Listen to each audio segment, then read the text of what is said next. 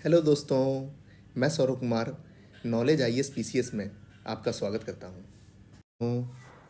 आज हम 1857 की क्रांति के बारे में बात करेंगे।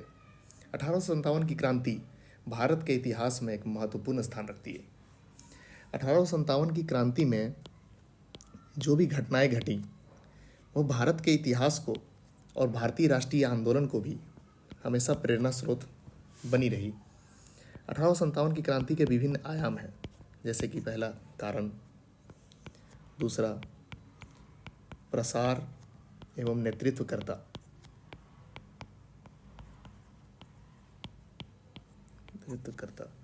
असफलता के कारण,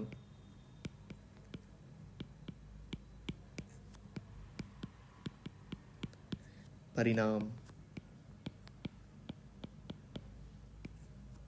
और स्वरूप।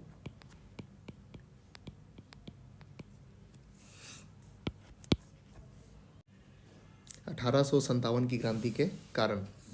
1857 की क्रांति किसी अचानक हुई परिस्थिति का परिणाम नहीं थी, बल्कि यह ब्रिटिश शासन के प्रति कई दशकों से उपजे हुए असंतोष का परिणाम थी, जो हमें 10 मई 1857 को देखने को मिली। 1857 की क्रांति के कई कारण थे, जिनमें पहला कारण है राजनीतिक और प्रशासनिक कारण।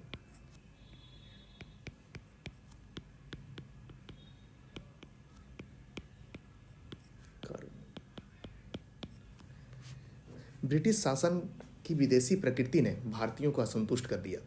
वास्तव में अंग्रेज भारत में सदैव विदेशी बने रहे और प्रजातीय श्रेष्ठता के नशे में चूर रहे, अतः भारतीयों के साथ भेदभाव करते रहे। डलहौजी द्वारा बड़ी संख्या में भारतीय राज्यों को मिलाया गया, अर्थात उनकी स्वतंत्रता सीमित कर दी गई।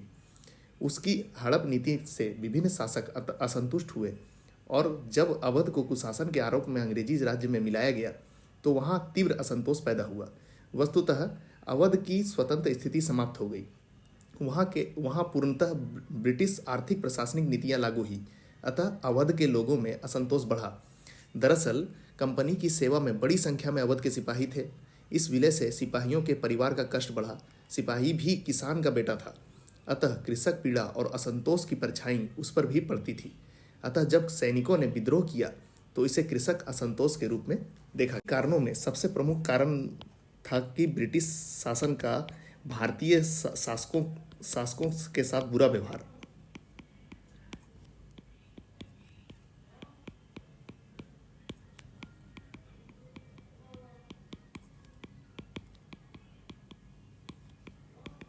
बुरा व्यवहार जिसमें डलहौजी की नीतियां महत्वपूर्ण भूमिका निभाई।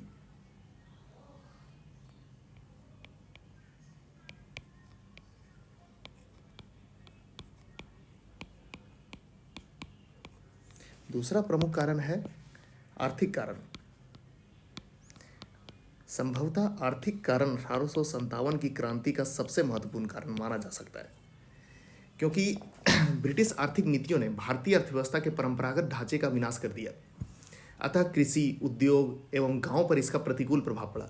अत्यधिक लगान राशि के कारण किसानों का निर्धरीकरण हुआ, तो साथ ही ब्रिटिश मुक्त व्यापार नीति के कारण हस्तशिल्प उद्योगों का पतन हुआ। फलतः शिल्पकार बेरोजगार हुए और इसी तरह नकदी फसलों की खेती के लिए किसानों को बाध्य किए जाने से खाद्यान्न उत्पादन में कमी आई और अकाल की बारंबारता बढ़ी, जिससे जन असंतोष पैदा हुआ। और जैसा कि हम लोग ये भी जानते हैं कि भू राजस्व की विभिन्न नीतियां भी लागू की गई, जिसमें जमींदारी व्यवस्था, महलवाड़ी व्यवस्था, रैयतवाड़ी व्यवस्था, ये सब लगातार किसानों के शोषण का नया उपकरण बनते गए और अंततः 1857 की क्रांति में किसानों और मजदूरों की महत्वपूर्ण भूमिका हमें देखने को मिलती है। अगला महत्वपूर्ण कारण है सामाजिक सांस्कृतिक कारण। सामाजिक सांस्कृतिक कारण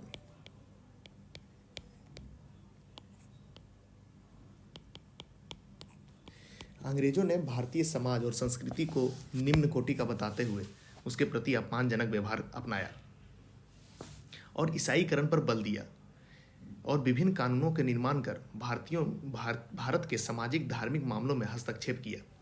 जैसा कि हम जानते हैं कि 1829 में उन्होंने सती प्रथा विरोधी कानून बनाया। फिर धार्मिक अयोग्यता अधिनियम पारित किया।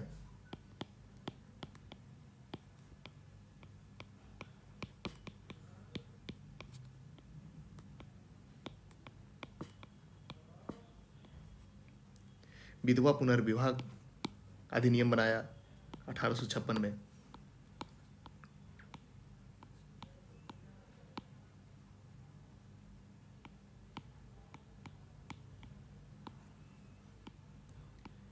यद्यपि इनमें से कुछ कानून समाज के प्रगति के लिए आवश्यक थे, लेकिन क्योंकि हमारा भारतीय समाज इन परिवर्तनों के लिए तैयार नहीं था, अतः भारतीयों ने इसे अपने संस्कृति में हस्तक्षेप माना और उनमें असंतोष का एक बीज पड़ गया। अगला महत्वपूर्ण कारण है सैनिक कारण।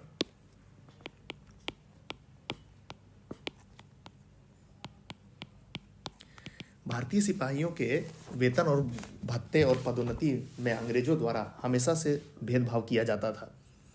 साथ ही भारतीय सिपाहियों को उनके जातीय पहचान, चिन्ह धारण करने आदि से हमेशा रोका गया।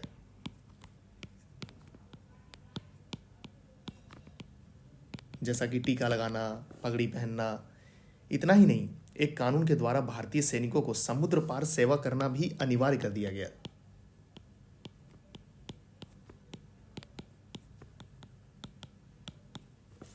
जैसा कि भारतीय समाज में समुद्र को पार करना एक बुरी प्रथा मानी जाती थी, अतः सैनिकों ने अपने धार्मिक आस्थाओं पर चोट का अनुभव किया और वे असंतुष्ट हुए। दरअसल सैनिक भी नागरिक जीवन का हिस्सा थे, अतः ब्रिटिश नीतियों से जितने कृषक पीड़ित थे उतने ही सैनिक भी पीड़ित थे। इसलिए सैनिकों में भी असंतोष की भावना उपज गई। और अंत में सबसे महत्वपूर्ण कारण तत्कालिक कारण।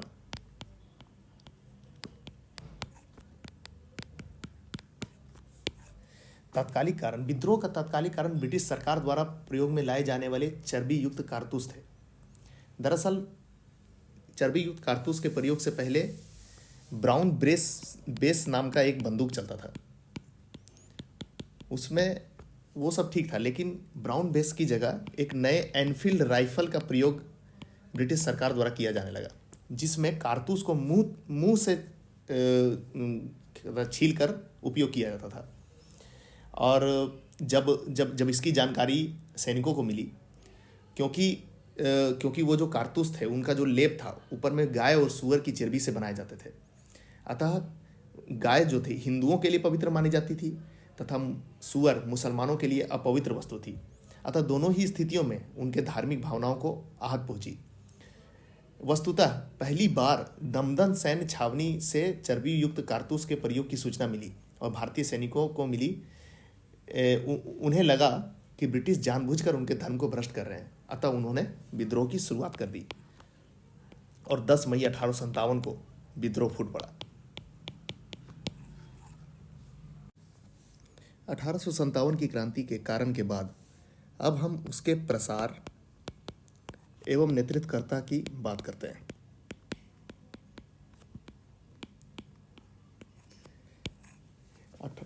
जैसा कि हम जानते हैं कि चर्बी युक्त कारतूस के प्रयोग ने 1857 की क्रांति को उत्पन्न किया।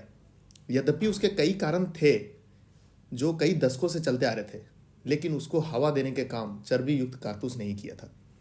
सबसे पहले चर्बी युक्त कारतूस के विरुद्ध सर्वप्रथम प्रतिक्रिया बंगाल के बहरामपुर छावनी के सिपाहियों ने व्यक्त की थी।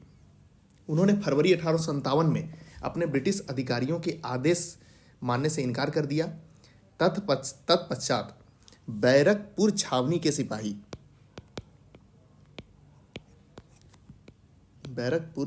सिपाही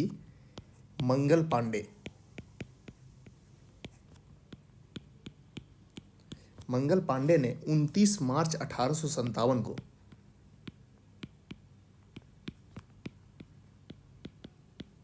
विद्रोह करते हुए अपने अधिकारियों ह्यूसन एवं बग पर गोली चला दी।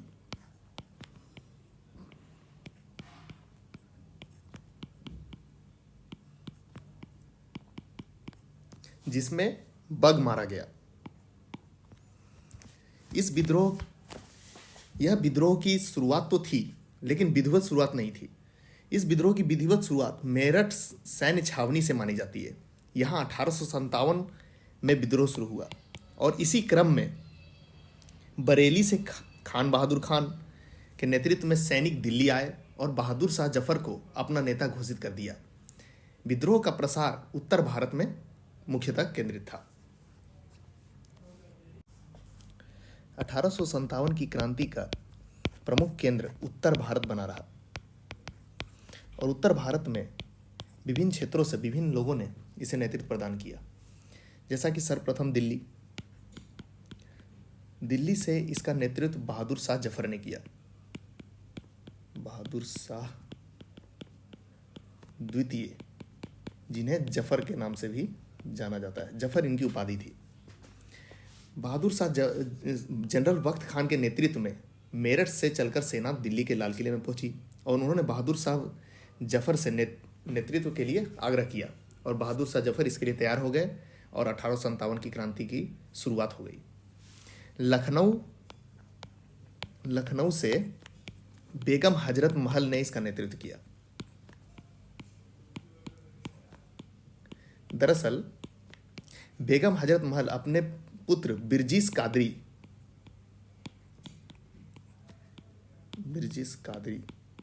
कादरी को अगला शासक घोषित कर दिया, जिसे ब्रिटिश शासन ने मानने से इनकार कर दिया और लखनऊ में बेगम हजरत महल को अपदस्थ करके ब्रिटिश सेना ने कब्जा कर लिया और लखनऊ में 1857 की क्रांति की जब लपटें उठी तो लखनऊ में इसका नेतृत्व बेगम हजरत महल ने किया। इसी प्रकार बिहार में आरा में कुंवर सिंह ने इसका नेतृत्व किया। उसी इलाहाबाद में लियाकत अली,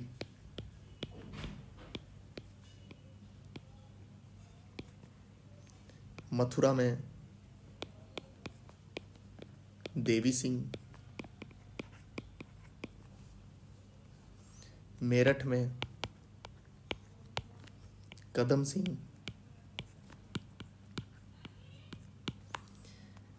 फैजाबाद महत्वपूर्ण स्थान है। फैजाबाद में अहमद उल्लाह ने इसका नेतृत्व किया। उसी प्रकार राजस्थान में ठाकुर कौशल सिंह ने इसका नेतृत्व प्रदान किया।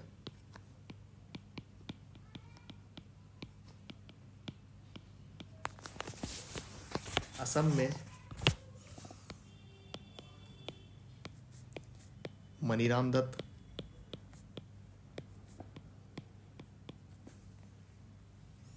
गोरखपुर में गजाधर सिंह,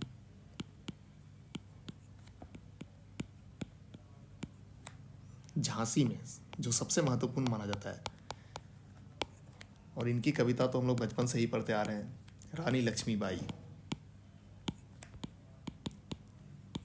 दरअसल रानी लक्ष्मीबाई अपने पुत्र दामोदर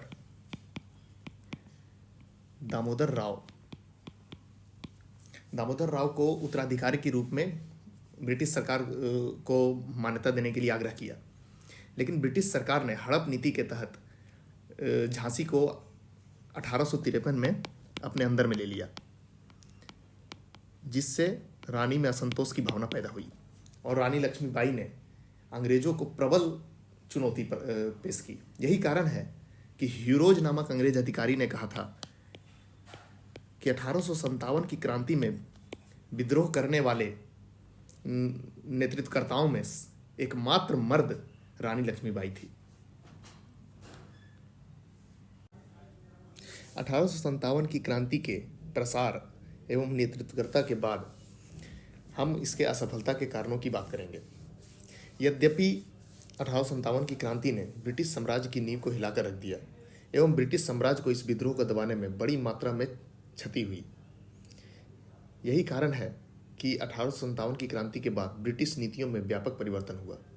बहरहाल क्योंकि अंततः इस विद्रोह को दबा दिया गया, अतः इसके कारणों पर चर्चा करना आवश्यक हो जाता है। तो सबसे पहला महत्वपूर्ण कारण था कि विद्रोह का प्रसार बहुत ही सीमित क्षेत्र में था। विद्रोह का प्रसार।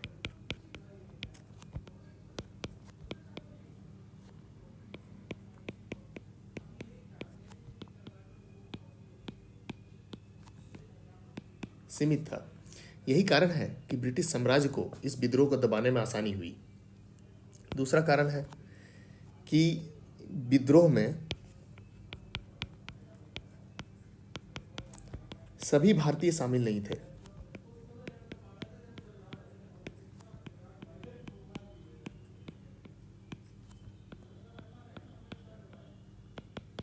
कहने का तात्पर्य है सभी भारतीय शामिल नहीं थे। इसका मतलब है कि जो पढ़े लिखे वर्ग थे, शिक्षित वर्ग थे, वो इस विद्रोह के प्रति उदासीन थे।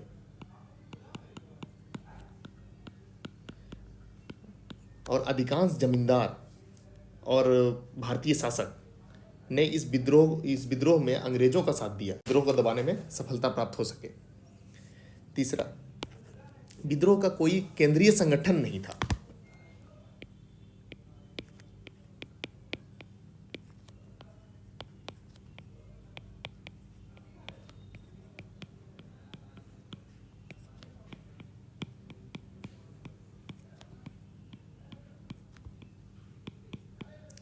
और ना ही कोई अखिल भारतीय नेतृत्व में उभर कर सामने आया जो विभिन्न क्षेत्र के भारतीयों को एकजुट कर सके।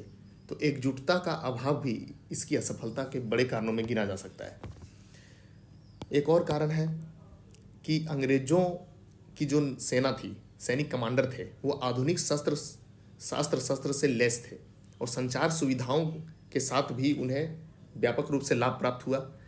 तथा इसके साथ ही इसी समय क्रीमिया युद्ध से विजय होकर लौट रही ब्रिटिश सेना भी भारत में अंग्रेजों की सहायता के लिए पहुंच गई। अतः विद्रोह को दबाने में आसानी हो गई। तो क्योंकि सैनिक कमांडर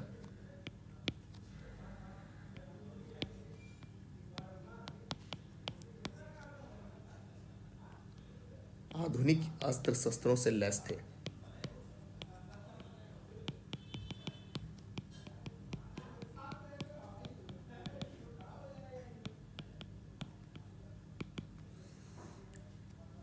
अतः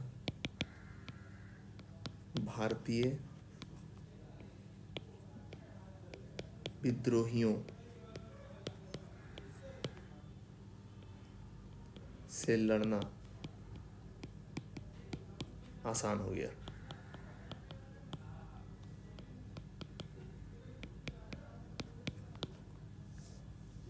तो इस प्रकार हमने 1857 की क्रांति के असफलता के कारणों को जाना।